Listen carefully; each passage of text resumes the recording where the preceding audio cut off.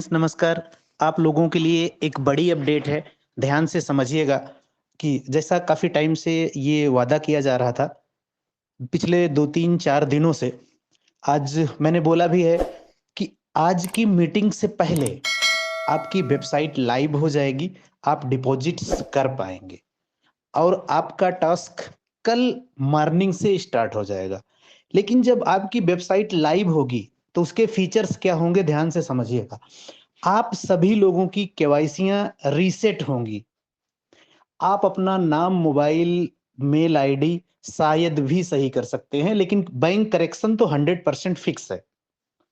इस पे विचार चल रहा है पूरी तरह के केवाईसी पे, नाम, मोबाइल, मेल आईडी पे भी, लेकिन इसको फिक्स नहीं है, लेकिन केवाईसी रीसेट होगी पूरी तरह से फिक्स है, क्योंकि जो पिछले काफ़ी टाइम से हम ये चीज़ बता रहे थे कि अब हम लीगलाइज़ होने जा रहे हैं। आपको पता है कि जीएसटी लागू हो चुकी है। आपको ये भी पता है कि बिना पैन कार्ड के किसी की आईडी नहीं लगेगी, तो हम गवर्नमेंट की नज़र में गलत ना बने, उसकी पूरी व्यवस्था कर दी गई है।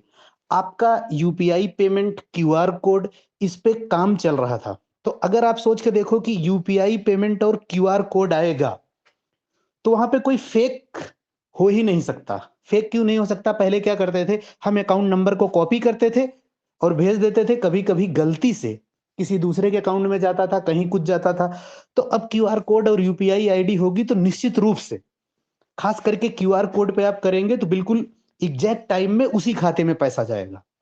और दूसरी चीज़ हमने अभी आपको बोला कि हम पूरी तरह से गवर्नमेंट की नज़र में लीगल होने जा रहे हैं। तो एक बात ध्यान से समझिएगा कि सबको सपोर्ट करना ज़रूरी है। इसके पहले हमारे बहुत सारे लीडर थे और मैं काफ़ी टाइम से अभी बोल रहा हूँ कि एक फ़ोन पे सिर्फ़ एक ही आईडी चलेगी। वो कब? लॉन्चिंग के बाद।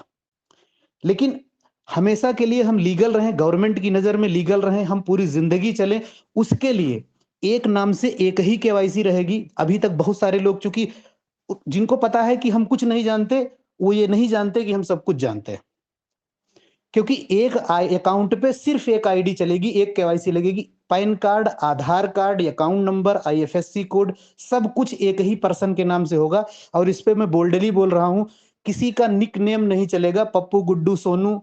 हाँ, है नाम उनका, तो वही बैंक अकाउंट में भी नाम रहेगा तो ही चल पाएगा, नहीं तो नहीं चलेगा।